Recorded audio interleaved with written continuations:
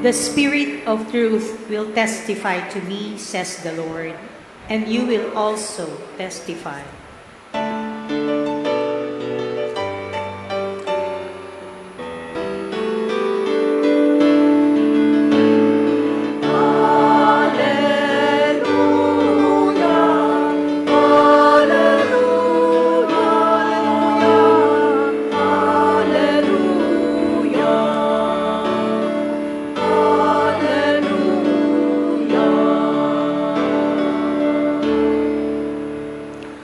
The Lord be with you. And with your spirit.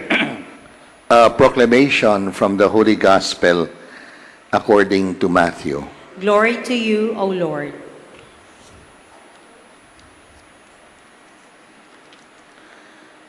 Jesus said to the 12, "Do not be afraid. Nothing is concealed that will not be revealed, nor secret that will not be known. What I say to you in the darkness, speak in the light. And what you hear wide whispered, proclaim on the housetops. So, do not be afraid of those who kill the body but cannot kill the soul. Rather, be afraid of the one who can destroy both soul and body in hell. Are not 2 sparrows sold for a small coin? And yet, not one of them falls to the ground without your Father's knowledge. Even all the hairs of your head are counted. So, do not be afraid. You are worth more than many sparrows. Everyone who acknowledges me before others, I will acknowledge before my heavenly Father. But whoever denies me before others, I will deny before my heavenly Father." The good news of our salvation. Praise to you, Lord Jesus Christ.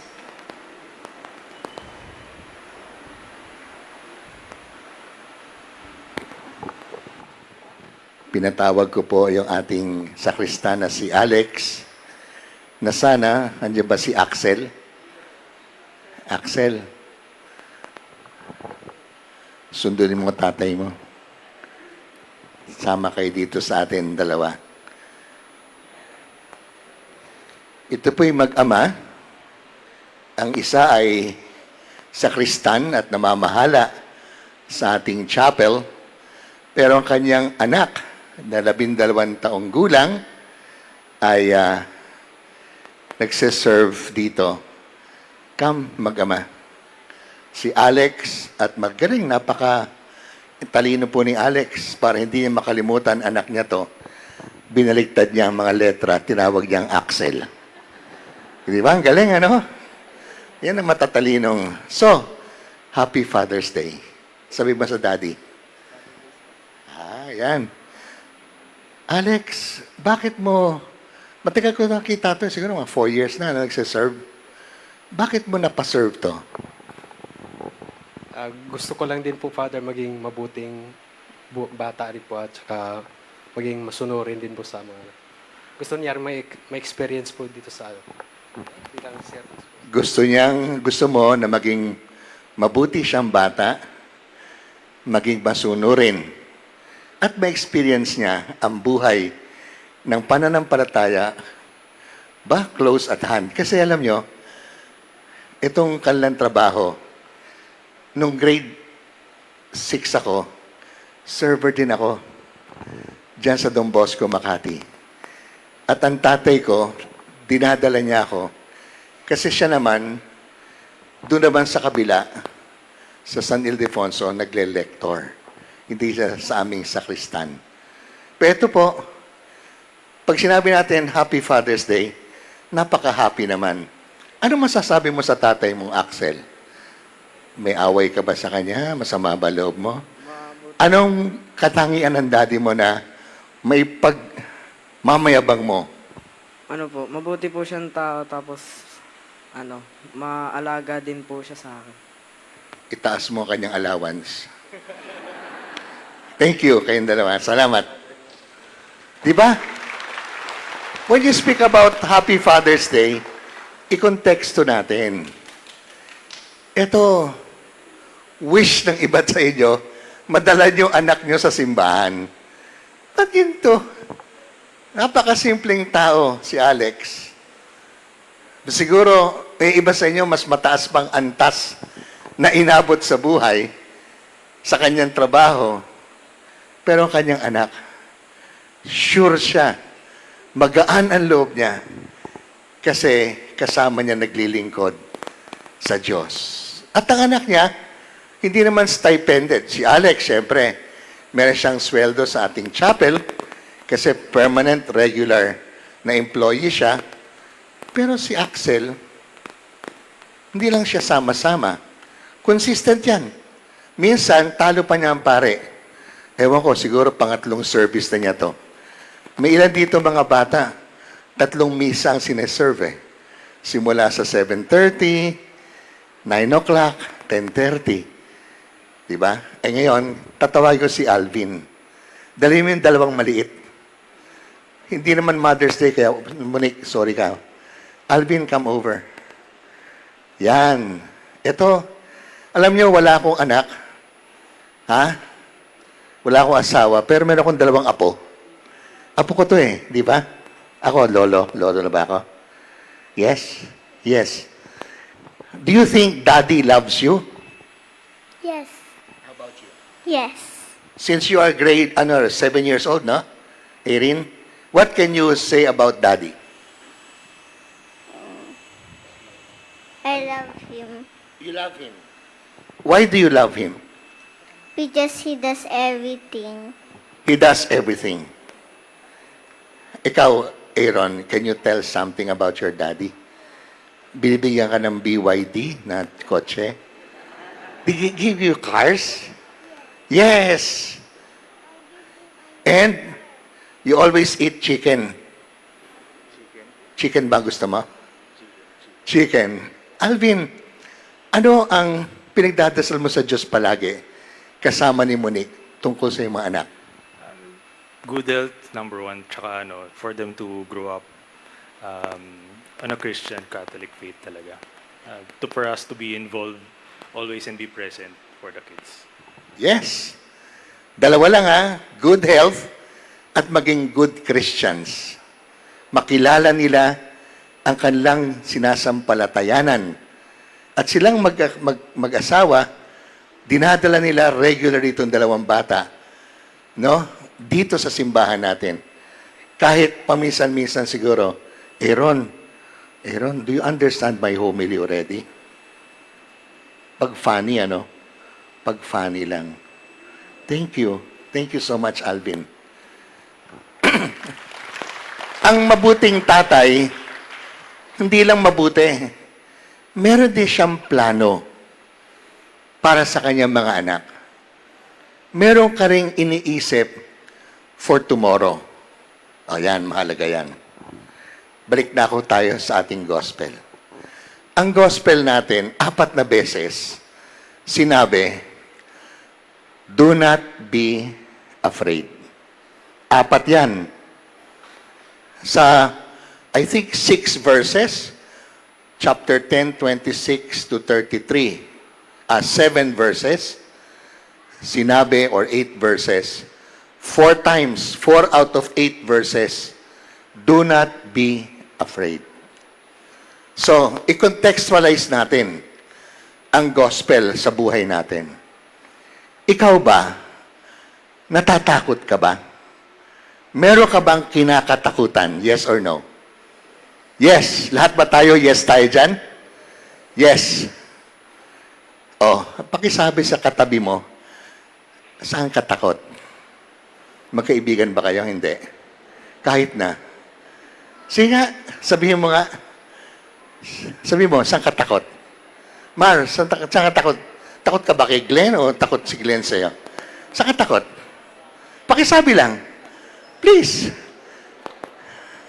Saan ka takot? Meron kayo kinakatakutan, di ba? Yes or no? Kahit matanda na po sila, takot pa rin kayo. Ha? Normally. Saan, anong sabihin natin, time frame ang bunga ng takot mo? Today o bukas? Mas madalas, kung takot ka ba today, sa mangyayari today o mangyayari bukas? Sabi ng Diyos, pasabukas mo na sa akin yan. Oh? Bakit? Yung takot mo bukas, mangyayari o hindi? Hindi mo alam. Di ba? Bakit ka matatakot? Mag-anxiety ka dyan. To the point of depression, yung kinakatakutan mo, hindi ka naman sigurado kung mangyayari o hindi, di ba? Yun ang pinag-aalalahan mo. Sabi ng Diyos, are you not worth more than the sparrows? Gospel yan. Meron siyang ginawang tanong Kasi noon, ang dalawang sparrows, ano ba sparrow sa atin? Maya? Pipit? Dalawang pipit. Maya. Isang kusing. Sabi natin noon, piso. Di ba? Ang sagot niya, di ba ang dalawang maya, piso lang? Ano sagot mo, Fred? Yes or no? Yes? Di ba ang dalawang pipit, piso lang? Ano sagot mo? Yes, di ba? Ang tawag sa tanong na yun, rhetorical. Kaya ang sagot, obvious ba? Nagtanong ka pa. O yun. Tinanong ka lang ganong obvious ba? Obvious ba na mas mahalaga ka sa dalawang pipit na yan? Sapagkat ang Diyos ay Ama.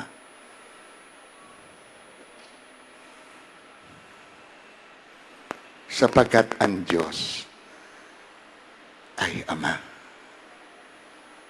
Kung nakaya niya, palakihin ka nung bata ka, at kung ngayon, sa pagpapalaki sa'yo, meron kang napanghahawakan para ikaw ay mabuhay.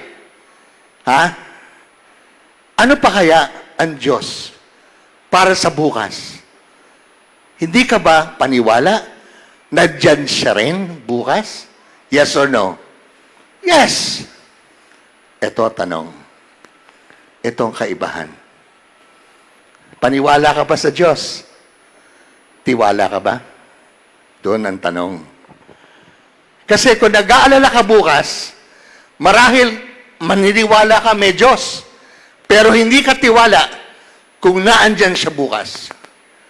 Ay, malaking bagay yon. Monique, paniwala ka ba kay Alvin nung nililigawan ka niya? Natawa ka na ngayon. Yes or no? Yes.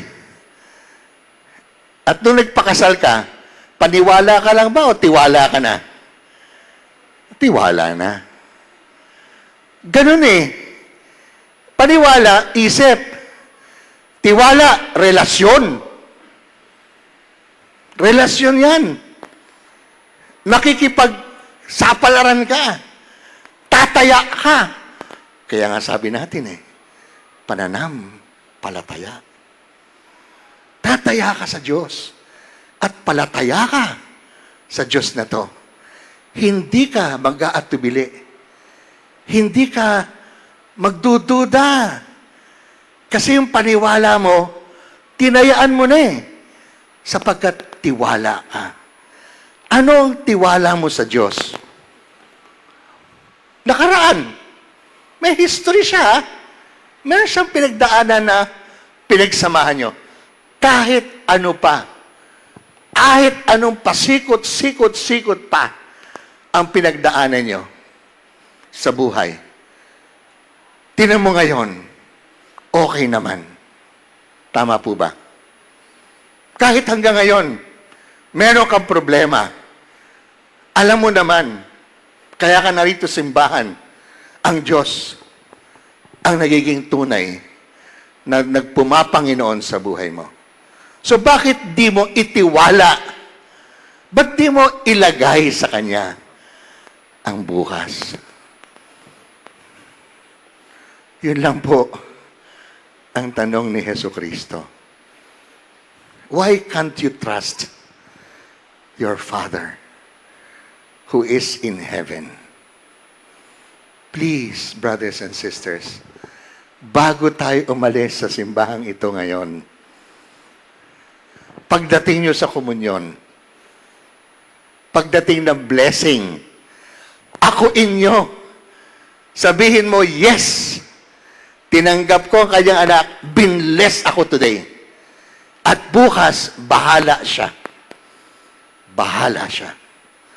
Sapagkat alam ko, namamahala siya. Kaya sa Tagalog, ang Diyos, bathala. At meron tayong kasabihan sa Tagalog, bahala na. Hindi. May dikit pa yan eh. Bahala si Batman. Tama ba? Kasi daw walang magawa si Robin. Wag na politika yan. Actually, yung bahala ng Pilipino, bathala na. Siya namamahala. Siya ang Panginoon. Siya ang may gawa ng lahat. Ilalagay ko, itataya ko ang aking sarili, ang aking kinabukasan, ang aking buhay sa kanyang palad. Yan. Nung nakabayubay ang kanyang anak, anak mo ako! Kaisa-isa! Ba't ako dito? Father, into your hands, I commit my spirit. At mula noon, mula nung Biyernes Santo na yon, yung Biyernes na masamang Biyernes na yon, tawag ngayon, Good Friday. Biyernes Santo. Bakit? Muli siyang binuhay. At naging tatak siya ng ating senyales na tayo'y kabahagi ng Diyos na to. Ama ni Jesucristong sa ngalan ng Ama at ng Anak at ng Espiritu Santo.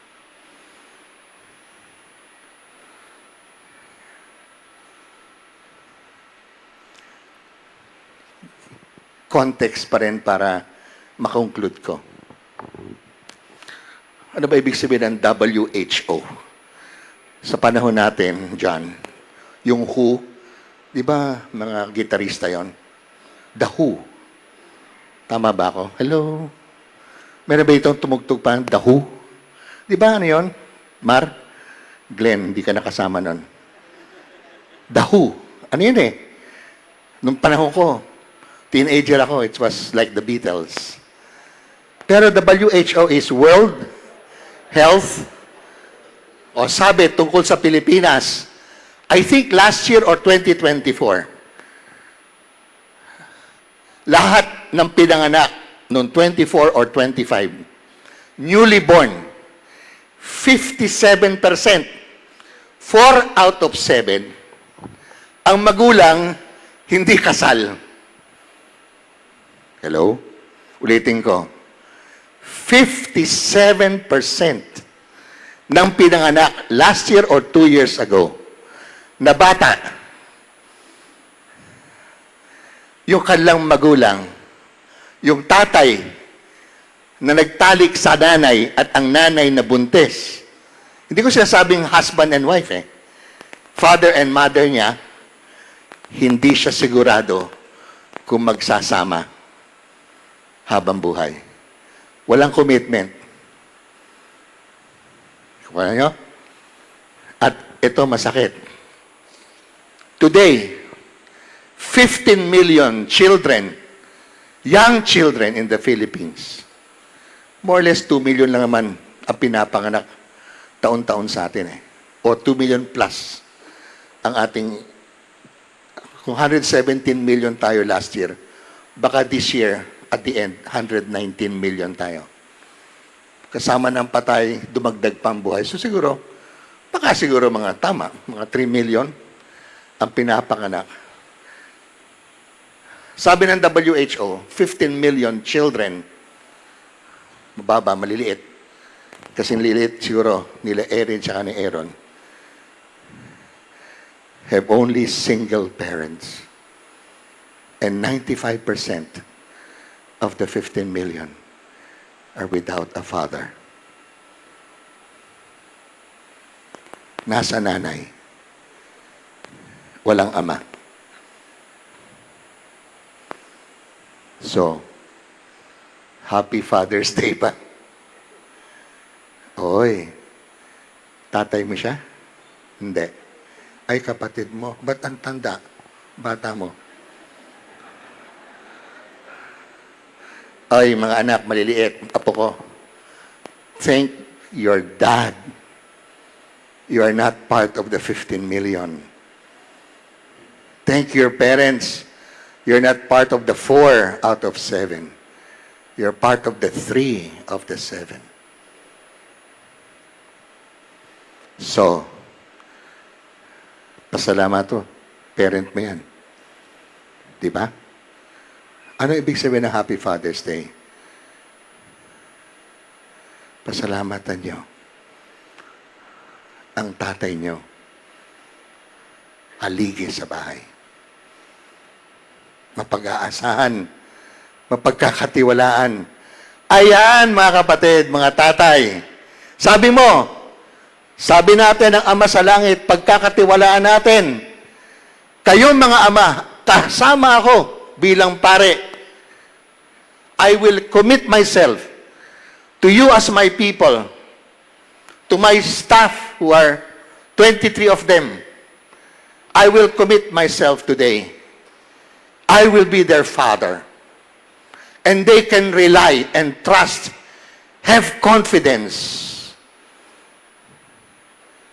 I'll back you back. I'll back you off. Nasa likod mo ko, cargo kita. It's so easy pa sa Diyos eh. Ang bukas, meron ka naman magulang. O ikaw ang magulang. Huwag mo pa bukas sa Panginoon ang buhay ng anak mo. Kamukha nila Alex, ni Alvin. Gampanan mo ang pagkatatay na kamukha ng Diyos sa langit. Kailangan mo makilala ang Diyos sa langit para meron kang reference. Meron kang tutularan. Kasi kung tayo-tayo lang at tutularan mo kung sino-sino diyang tatay ng iba't ibang anak sa iba't ibang nanay, ay wala.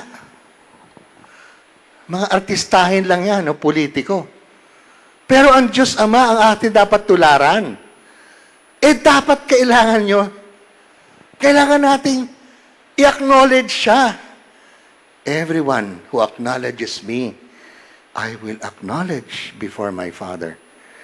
But whoever denies me, sasabihin ko sa Ama, Tay, hindi ko naman siya kapatid eh. Kasi hindi naman siya mapagkatiwalaan ng pamilya niya. Hindi kami magkapatid. Hindi siya tumulad sa iyo. Wow. Be not afraid of those who can kill the body, but be afraid of the one who can kill soul and body to hell. So, meron tayong assignment. Kayo at ako. Meron po tayong assignment. Kahit lolo na po kayo. Kahit lolo kayo. Turuan nyo, itaguyod nyo. Isabuhay natin ang tunay na pagiging magulang. Hindi sa panggugulang, kundi pagiging nakakatanda. Kasi alam natin, ang storya ng Diyos, gawin nating storya ng buhay natin. Na kapag tayo nawala na at pumanaw tayo, pag-uusapan, kabukha ni Axel at nila Erin at Aaron, meron silang ama na pagkatiwalaan at nagmahal sa kanila. Sana all dream the fathers. Sorry to just keep you another 2 minutes. You realize one of our sisters fainted. I could imagine, I could feel the heat in this chapel. We could address this with Father Dave Concepcion. That especially at this time, the heat can be enormous. So please keep yourself hydrated. Have always a bottle or a tumbler beside you. Water is always a good saving factor in these very hot days. And so I just should tell you that our goal, my goal with my 2 colleagues, to go to the Vatican. We went to the summer residence of the Pope at Castel Gandolfo to have this privilege to meet one-on-one kami lang, personal with us, the Cardinal in charge of Laudato Si, care for the common home. We were surprised na kahit kami lang ang kanyang guest. We were supposed to be there in March, but due to the war, we could not fly with Dubai Emirates. He gave us the chance to meet him in person. And more than that, he gave us the privilege with a golf cart to go around the garden of the Pope, where Holy Father Pope Leo takes a break every Tuesday when he is in Rome to relax, to pray, and also to play tennis. He plays tennis.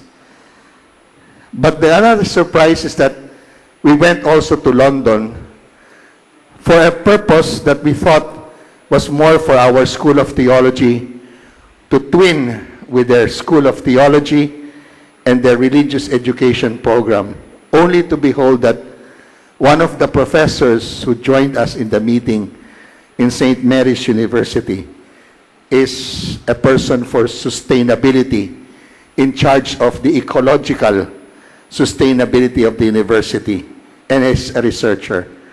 With his car, he brought us to, I could not imagine, Oxford University. Oxford is 1249. UST is 1611. I graduated from 1611 University of UST. I could not imagine that in my lifetime, I'll visit Oxford. And in charge of the Laudato Si Research Institute talked to us. We shared our goals, and we are now partners. Imagine we will open our school to a very prestigious research institute. We will share practices, but above all, we will be joining benchmarking with their programs for the care of the common home. As I told you that God is wondrous, I have difficulties to walk. Imagine, be it in Rome, be it in London, they provided me a car. Hindi na ako pinalakad. I said to God, napakabait mo naman. I would not have done this with facility, without this graciousness. At alam niyo po, libre. Walang bayad. So God be praised and thank you for prayers for our trip abroad. The Lord be with you. And with your spirit. May Almighty God bless you all, the Father and the Son and the Holy Spirit. Amen.